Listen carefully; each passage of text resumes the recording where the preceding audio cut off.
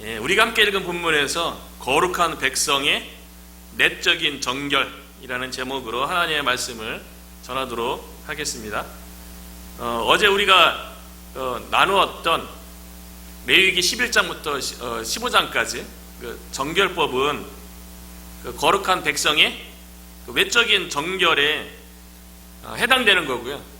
오늘 본문은 레위기 16장 전체가 거룩한 하나님의 백성의 내적인 정결에 대해서 이야기를 나누고 있어요.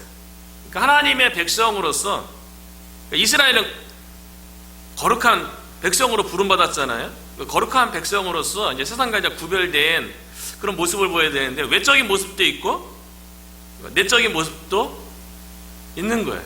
그러니까 내적인 모습도 있고 내적인 정결도 있고 외적인 정결도 있고 이 두 가지 다 통해서 이제 하나님의 거룩한 백성임을 세상에 이렇게 나타나게 되는 거거든요.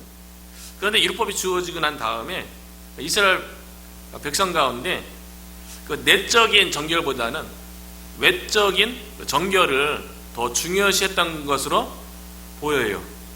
오늘 본문을 보면서 우리는 어떤 정결을 더 중요하게 여기고 어떤 정결을 위해서 더 노력하는가 생각하는 계기가 되었거든요. 우리가 하나님의 거룩한 백성이잖아요. 그러면 외적인 정결도 있고 내적인 정결도 있는데 그러니까 이스라엘 민족은 시간은 지나면 지날수록 외적인 정결을 통해서 본인들이 하나님의 백성인 것을 자랑스러워하고 더 드러내려고 하는 그런 모습이었다는 거죠. 그래서 예수님 당시에 보면 예수님의 제자들이 음식을 먹는데 손을 안 씻고 먹은 거예요. 그러니까 바리새인과 서기관들이 예수님의 제자를 딱 보고 얼마나 그 외적인 정결에 대해서 중요시했는지에 대해서 예수님과 그 바리새인과 서기관들의 대화 속에서 충분히 느낄 수 있거든요. 예수님께 직접 가서 따져요. 바리새인들과 서기관들이요. 당신의 제자들이 손 안 씻고 음식을 먹었습니다.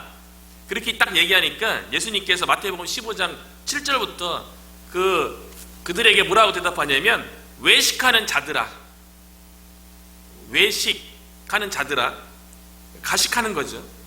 겉모습과 속모습이 다르다는 거죠.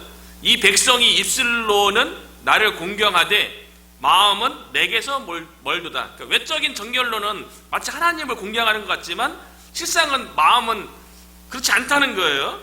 입으로 들어가는 것이 사람을 더럽게 하는 것이 아니라 입에서 나오는 그것이 사람을 더럽게 하는 것이니라. 마음에서 나오는 마음의 정결에 대해서 예수님께서 이야기하는 거예요. 입에서 나오는 것들은 마음에서 나오느니 이것이야말로 사람을 더럽게 하느니라. 그러면서 20절에 뭐라고 얘기했냐면요, 이런 것들이 사람을 더럽게 하는 것이요 씻지 않은 손으로 먹는 것은 사람을 더럽게 하지 못하느니라. 외적인 모습 가지고 그 사람을 더럽게 하는 것이 아니라 내적인 그 마음에서 나오는 것이 그 사람을 더럽게 한다. 그러니까 내적인 정결이 중요하다는 거죠. 그러니까 유대인들이 외적인 정결을 통해서 그들이 거룩한 하나님의 백성인 것처럼 이야기했지만 외적인 게 중요한 게 아니고 예수님은 내적인 정결이 중요하다고 얘기했어요. 그러니까 예수님 그 당시에 그래서 바리새인들과 서기관들에 대해서 엄청나게 책망하시고 비판하세요. 그래서 마태복음 23장에 보면 그 바리새인들과 서기관들에 대해서 화 있을진저, 외식하는 것 때문에요. 그러니까 원래 의미는 화 있을진저가 저주가 있을자도 그런 의미거든요. 그러니까 마음에 없이 행동으로 드러나는 그런 거룩에 대해서 예수님께서 화 있을진저 저주가 있을지어다 이렇게 이제 저주를 아주 선언을 하셨어요. 근데 어떤 분이 이렇게 여러 가지 이렇게 책을 보다 보니까 화 있을진저 이것에 대해서 한국식으로 이렇게 번역하면 이렇게 번역할 수 있대요. LA 천벌을 받아 마땅한 놈들아, 이렇게 번역할 수 있대요. 뭐 한국식으로 뭐 그것도 괜찮은 것 같아요. 하나님을 뭐 사랑하고 하나님을 섬기고 하나님을 위해서 산다고 말은 그렇게 했지만, 겉모습은 그렇지만 속은 천벌을 받아 마땅한 놈들. 예수님께서 외식하는 그런 신앙 모습에 대해서 되게 싫어하셨어요. 가식적인 거, 못모한 체하는 거. 한국말은 참 좋은 것 같아요. 못모하는 체, 또는 못모하는 척. 속 마음은 실상은 그렇지 않다는 거잖아요. 속에서 거룩이 외형적으로도 거룩으로 나오지 않는 그것에 대해서 예수님께서 책망하셨죠. 그러면서 우리의 신앙생활, 오늘날의 신앙생활을 많이 이렇게 돌아보게 되는 거예요. 뭐 교회도 열심히 다니고 뭐 봉사도 하는 것 같고 신앙인의 모습은 많이 보이는데 겉모습은 그러는데 마음은 어떤지, 마음의 정결에 대해서는 얼마나 가꾸고 얼마나 신경 쓰고 있는지 이게 돌아보게 된다는 거죠. 예수님은 마음의 정결, 마음의 거룩을 통해서 이게 외적인 열매로, 외적인 정결로 나타나기를 원했던 거죠. 그래서 마음에는, 마음의 정결, 마음에는 어떠한 죄, 더러움이 없는 영적 정결함을 갖기를 예수님은 원했다는 거예요. 오늘 본문이 하나님의 거룩한 백성인 이스라엘 백성을 향해서 어제는 외적인 정결에 대해서 이야기했다면 오늘 16장 전체를 통해서는 거룩한 백성으로서 어떻게 영적 정결함을 받을 수 있는지에 대해서 오늘 본문에서 이야기하는 거예요. 실제로 레위기 16장 전체는요, 이스라엘의 대속죄일에 관련된 이야기예요. 그래서 이스라엘이 7월 10일이 되면 대제사장이 1년에 한 번, 우리가 잘 알고 있는 것처럼 성막이 있으면 성막 뜰에 이제 번제단이 있죠. 그거 지나면 물두멍이 있죠. 요거 지나서 이제 성소로 들어가요. 성소로 들어가면 떡을 지내놓은 진설대가 있고 또 한쪽에는 등잔대가 있죠. 촛불을 밝히죠. 그 앞에는 분향단에서 향을 피우고 그 분향단을 지나서 휘장을 통과하면 지성소, 법궤가 있는, 그리고 법궤 그 덮개 위에 두 그룹이 날개를 펴서 서로 감싸고 그 사이에 하나님께서 낮에는 구름 기둥으로 밤에는 불 기둥으로 임재하는 거예요. 그런데 그 지성소를 1년에 딱 한 번 들어갈 수 있는 거예요. 대제사장이에요. 그곳에 여러 절차를 오늘 본문 중에서 이제 16장 전체가 그 대제사장이 어떻게 지성소 들어갈 수 있는지 아주 까다롭게 기록을 해놨어요. 그 지성소에 들어가고 여러 가지 의식을 통해서 7월 10날 대속죄일 날에 이스라엘 민족 전체의 죄를 한 번에 다 용서해주는 그 길을 열어주시는 거예요. 그러니까 지성소는 대제사장이 1년에 딱 한 번, 그것도 여러 의식을 통해서 죄 씻고 회개하고 죄 용서 받고 거룩한 모습으로 딱 들어갈 수 있는 딱 하루에, 그날 또 이제 이스라엘 민족 전체가 죄 용서를 받게 되는데요. 그래서 우리가 읽진 않았지만 16장 29절과 30절에 보면 너희는 영원히 이 규례를 지킬지니라. 일곱째 달 곧 그 달 10일에 너희는 스스로 괴롭게 하고 아무 일도 하지 말되 본토인이든지 너희 중에 거류하는 거류민이든지 그리하라. 속죄일로 지키라는 거예요. 이날에 30절에 이날에 너희를 위하여 속죄하여 너희를 정결하게 하리니 너희의 모든 죄에서 너희가 여호와 앞에서 정결하리라. 7월 10날 딱 하루야. 그날 이스라엘 민족 전체가 거룩해지는, 말 그대로 거룩한 백성이 되어지는, 내적 정결을 얻게 되는, 영적 정결을 얻게 되는 그런 날이에요. 그 전에 뭐 우리가 레위기 1장부터 5장까지 뭐 5대 제사를 통해서 이스라엘 백성이 하나님 앞에 하나님과 화목하기 위해서, 또 하나님 앞에 죄 용서받기 위해서, 또 하나님 앞에 뭐 뭐 감사하기도 하고 뭐 서원하기도 하고 자신을 하나님 앞에 헌신하기 위해서 여러 제사를 통해서 하나님 앞에 나갈 수 있는데, 근데 모든 백성이 그럴 수 있는 건 아니잖아요. 그래서 이스라엘 국내 전체가 다 거룩할 수가 없다고요. 그런데 7월 10날 딱 하루 속죄일을 절기로 만들어서 1년에 한 번씩 지켜서 이스라엘 백성의 모든 죄가 용서받도록, 그래서 이스라엘 백성이 거룩한 백성으로서 하나님이 주신 사명을 감당할 수 있도록 절기를, 규례를 영원한 규례로 만들어줬다는 거죠. 근데 영원한 규례인데 구약에만 이게 지켜졌잖아요. 오늘날 뭐 유대인들은 지키지만 왜 영원한 규례가 되냐면, 이 대속죄일에 대한 모든 것들은 구약의 모든 율법이 예수 그리스도를 향하고 예수 그리스도 안에서 성취가 되기 때문에, 그래서 영원한 규례예요. 예수를 통해서 오늘 본문의 의미가 계속 우리들에게도 적용되기 때문에 그렇죠. 그래서 오늘 본문의 대속죄일의 규례는 이스라엘 백성 전체의 모든 죄가 용서함을 받아서 하나님의 거룩한 백성으로서 영적 정결을 유지해야 된다는 것을 주는 메시지뿐만 아니라, 오늘날에도 우리가요 거룩하여지고 성도라 부르심을 받은 우리도 외적인 어떤 정결함 이것뿐만 아니라 내적인 정결함을 우리가 가질 때 우리가 거룩한 백성으로서 그 정체성을 가지고 살아갈 수 있음을 우리에게 보여준다는 거죠. 그래서 오늘 본문의 그 의미를 한번 들어가 보면요, 대제사장인 아론이 성소에 들어가서 지성소를 지나서 휘장을 지나서 지성소 들어가는 게 1년에 딱 한 번이잖아요. 아무 때나 들어갈 수 없어요. 하나님이 지정하신 그 날짜에만 들어갈 수 있는 거예요. 근데 우리가 신앙생활 하는 가운데 모든 게 다 그렇습니다. 하나님의 일은, 하나님과 관련된 모든 일들은 하나님의 때에 하나님의 방법으로 하나님께서 원하시는 대로 다 되어져야 되는 거예요. 하나님께서 지성소는 1년에 딱 한 번 들어오라고 했는데 대제사장이 아무 때나 이렇게 들어갈 수 있는 게 아니라는 거예요. 하나님의 명령에 따라서만 하나님 섬기는 거예요. 오늘날도 마찬가지죠. 그래야지 하나님께서 기뻐하시는 거예요. 그래야지만 하나님께서 만나주시는 거예요.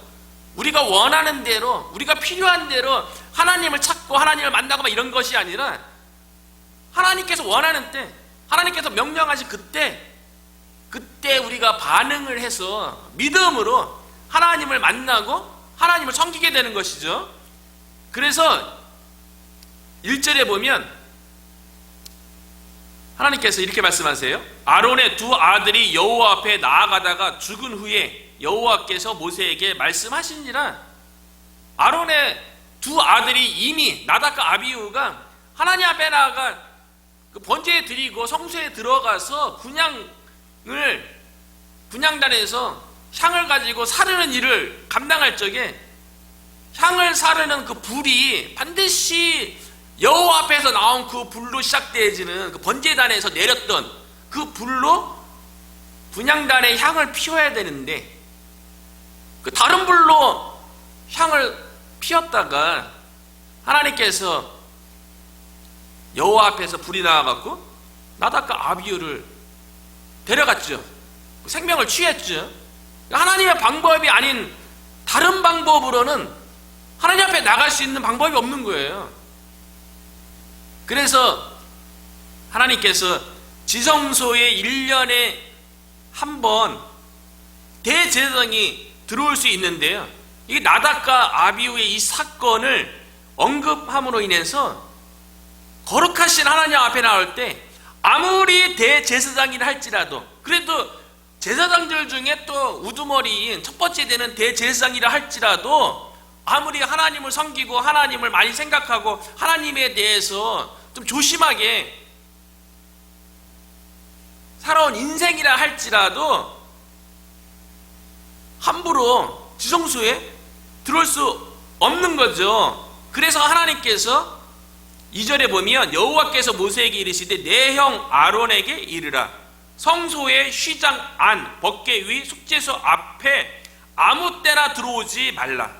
그리하여 죽지 않도록 하라. 이는 내가 구름 가운데에서 속죄소 위에 나타남이니라. 이걸 보니까 하나님께서는 속죄소에 필요할 때만 임재했던 게 아니고요, 항상 임재했었어요. 그러니까 아무 때나 들어가면 안 돼요. 하나님을 대면하기 때문에.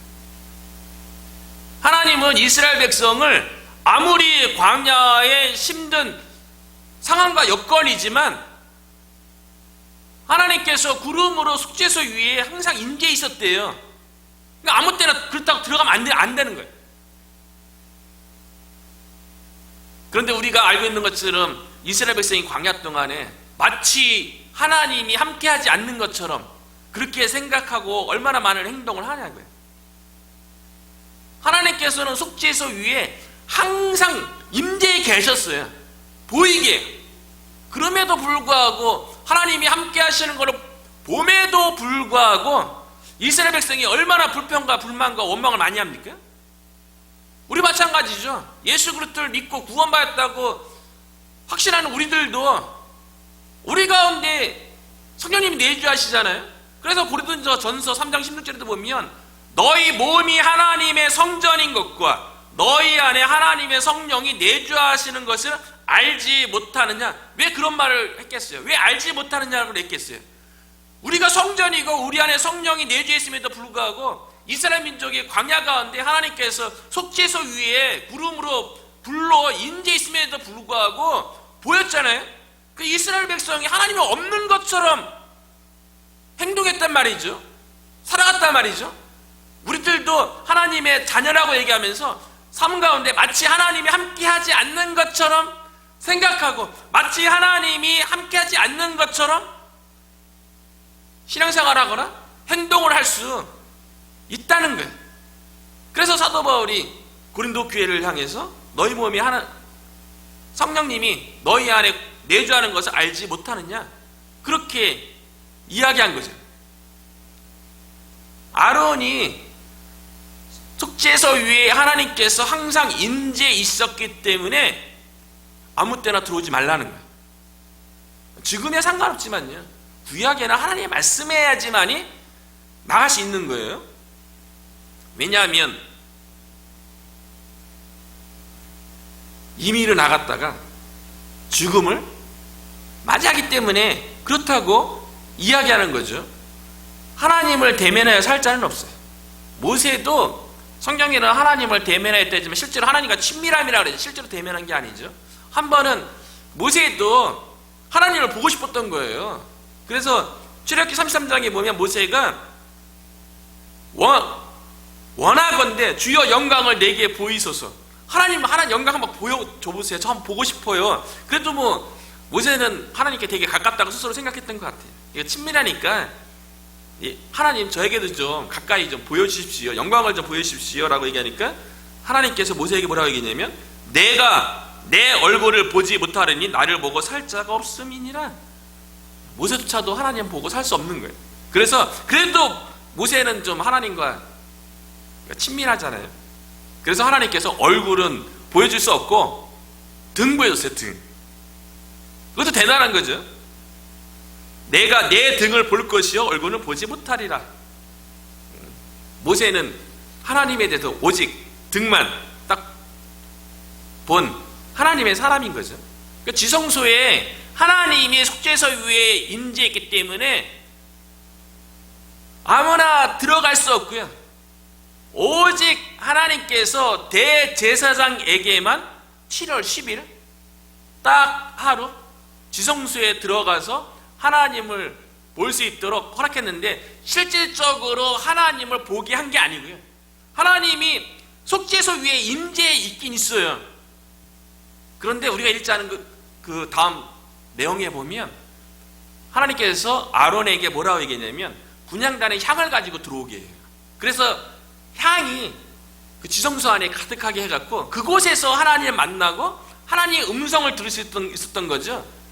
향을 통해서 하나님을 직접 대면하지 못하게 한 거죠. 하나님을 만나는데 직접 얼굴을 대면할 수 있었던 게 아닌 거죠. 대제사장인 아론이 하나님께서 지정하신 7월 10일에 속죄일에 딱 한 번 하나님 앞에 나갈 수 있는데요, 이때 나가는 과정이 너무 까다로워요. 우리가 읽은 구절에도 보면 아무리 제사장일지라도 철저하게 반복해서 하나님 앞에 죄를 회개하고 거룩하게 한 다음에 그것도 1년에 한 번 지성소에 들어가는 거예요. 그래서 3절 4절에 보면 아론이 성소에 들어오려면 수송아지를 속죄 제물로 삼고 숫 양을 번제물로 삼고 거룩한 세마포 속옷을 입으며 세마포 속바지를 몸에 입고 세마포 띠를 띠며 세마포 간을 쓸지니 이것들은 거룩한 옷이라 물로 그의 몸을 씻고 입을 것이며.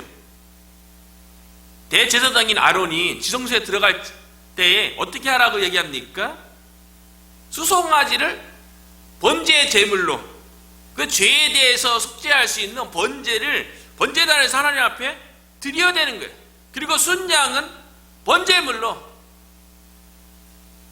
완전한 예수 그리스도의 희생과 본인의 아론 자신의 하나님을 향한 헌신, 완전히 내가 하나님 앞에 드려졌습니다라는 의미로 번제를 드리고 난 다음에 옷을 새롭게 입어야 돼요. 원래 제사장 옷이 있어요. 평상시에 성소에 성막에서 하나님을 섬길 때 입는 화려한 제복이 있거든요. 그 앞에 에봇도 달려있고 하나님께서 출애굽기에 구체적으로 얘기해 준 제사장 복이 있어요. 그런데 그 옷을 입는 게 아니라 1년에 딱 한 번 지성소 대속죄일에 들어갈 때에는 하나님께서 지정하신 전부 세마포로 만든 옷을 입고 들어가는 거예요. 그래서 세마포 속옷을 입어야 되고요, 세마포 속바지, 세마포 띠, 세마포 관을 써야 된다는 거예요. 그러니까 하나님께서 그 세마포로 만들어진 모든 옷에 대해서 하나님께서 그것은 거룩한 옷이다 라고 말씀하셨어요. 거룩한 세마포 옷을 입기 전에는 물로 몸을 먼저 씻고 세마포 옷을 입고 속죄 제물과 번제물을 하나님 앞에 드려서 모든 죄를 대제사장이 용서받은 다음에 빌어서 1년에 한 번 지성소에 들어가서 하나님을 대면하여 만나고, 직접은 아니죠, 간접적으로 만나는 거죠. 그곳에서 하나님의 음성을 듣게 한 거예요. 그리고 또 우리가 읽지 않은 그 뒷부분에 보면 또 지성소에 들어가서도 또 피 가지고 속죄소에 또 이렇게 또 묻히고 뿌리고 또 그런 일을 또 해야 돼요. 철저히 죄에 대해서 반복적으로 완전히 씻은 다음에 지성소에 들어가시는 거죠. 왜냐하면 하나님이 인재한 곳이에요. 하나님의 거룩 가운데 조금이라도 죄가 있으면 안 되는 거죠.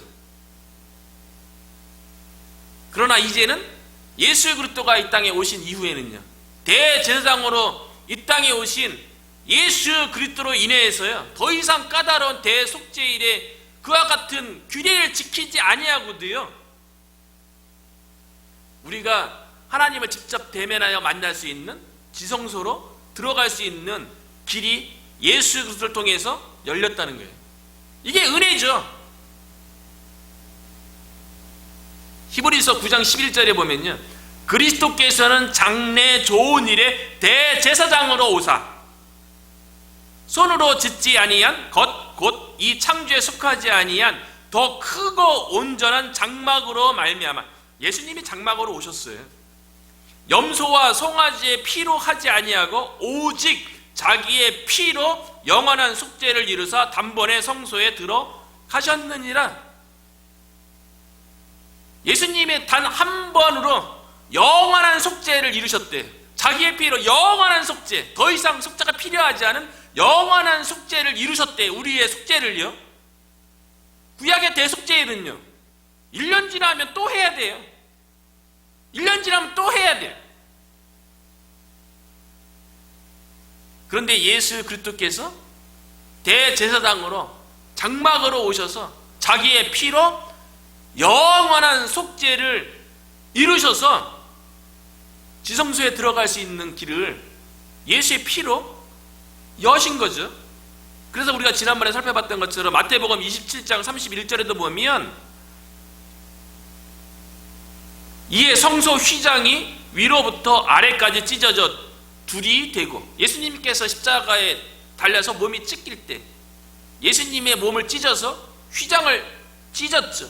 그래서 예수님의 십자가를 의지하면 지성소로 들어가는 길이 열린 거예요.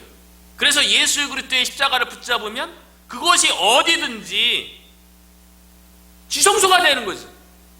그래서 지난번에 얘기했던 것처럼 예수 이름 붙잡고 예수 그리스도 십자가 붙잡고 교회가 성스러운 곳이 아니고요, 예수 그리스도의 십자가가 있는 그곳이 지성소인 거예요.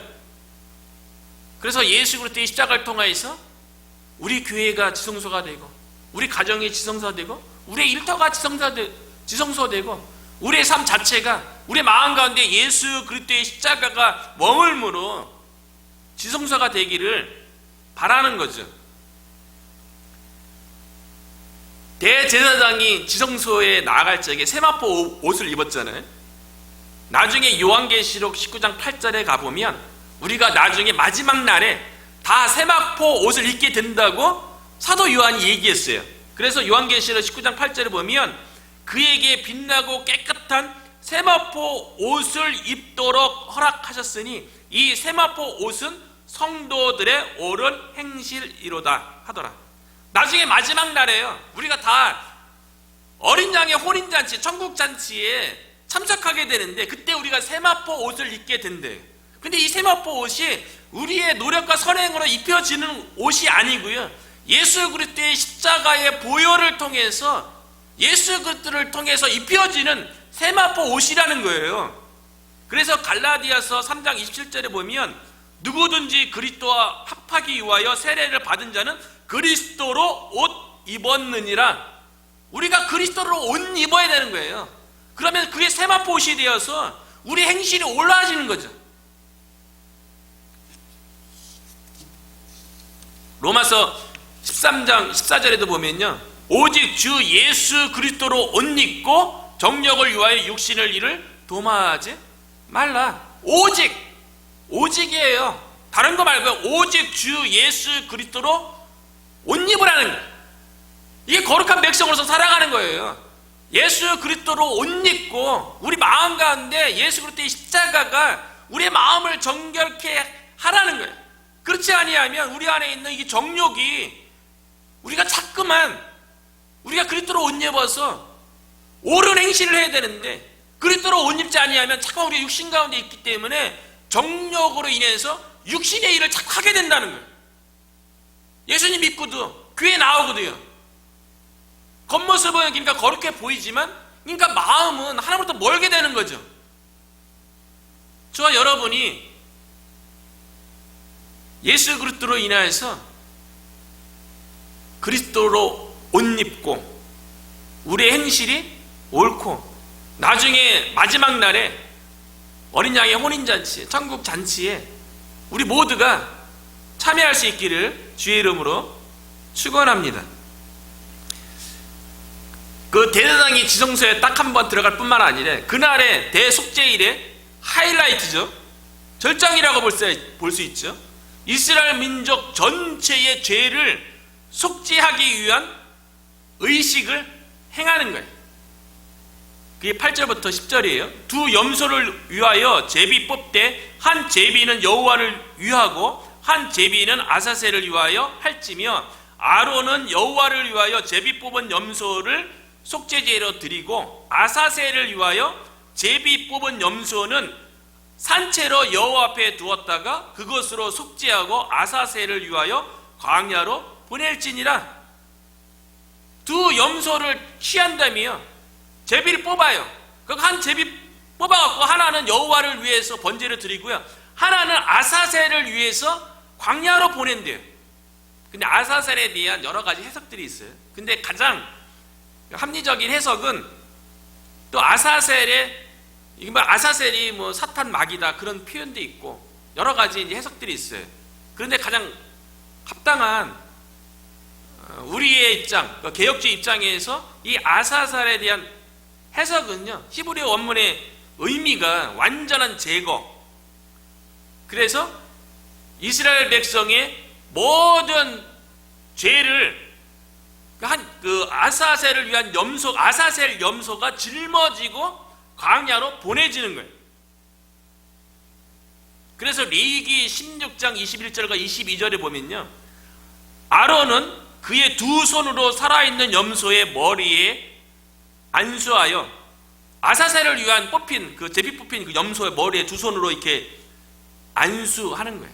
그러니까 안수는 그 다음에 설명하고 있는데요, 이스라엘 자손의 모든 불의와 그 범한 모든 죄를 아뢰고 그 죄를 염소의 머리에 두어 미리 정한 사람에게 맡겨 광야로 보낼지니.